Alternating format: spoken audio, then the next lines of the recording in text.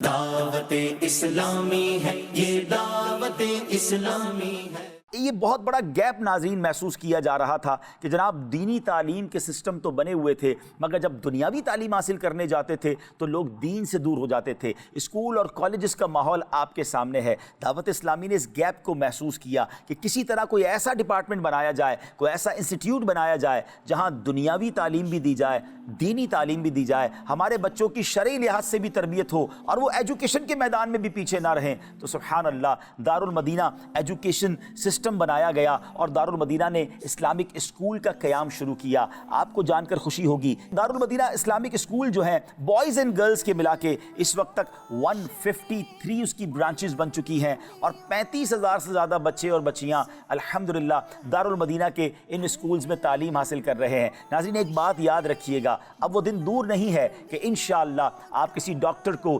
Engineer کو انشاءاللہ visit کریں گے جو حافظ قرآن بھی ہوگا، عالم دین بھی ہوں گے، اور انشاءاللہ اس گیپ کو دعوت اسلامی کور کرتے چلی جا رہی ہے، کیونکہ اسکول کے بعد اگلا اسٹیپ کالج کا ہے۔ کالج کا قیام عمل میں لایا جا چکا ہے اور اب انشاءاللہ اسلامک یونیورسٹی اگلے چند دنوں میں شروع ہو جائے گی۔ دعوت اسلامی کا تعلیمی میدان میں ایک اور سنگ میل ہائر ایجوکیشن کمیشن HEC حکومت پاکستان نے دارالمدینہ انٹرنیشنل یونیورسٹی کے پہلے کیمپس کی منظوری دے دی ہے۔ اس کیمپس میں 4 ڈپارٹمنٹ ہیں۔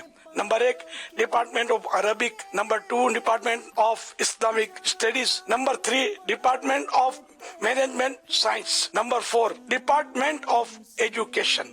اس کیمپس کا ایڈریس ہے دارالمدینہ انٹرنیشنل یونیورسٹی 11G مرکز اسلام آباد۔ دلوں میں شمع علم کی جلائیں گے، یہ عزم ہے دلوں کو۔ الحمدللہ عز و جل دارالمدینہ اسلامک ایجوکیشن سسٹم کے ساتھ ساتھ اس بات کی ضرورت بھی محسوس کی گئی کہ کچھ ایسے علاقے بھی ہیں، غریب لوگ بھی ہیں جو دارالمدینہ کی فیس افورڈ نہیں کر سکتے، تو لو بجٹ کے اسکول بھی بنائے گئے جس کا نام رکھا گیا فیضان اسلامک اسکول سسٹم، اور الحمدللہ پاکستان میں اس کی 43 برانچز بن چکی ہیں اور اس میں بھی تقریباً 6,700 سے زیادہ اسٹوڈنٹ الحمدللہ تعلیم حاصل کر رہے ہیں۔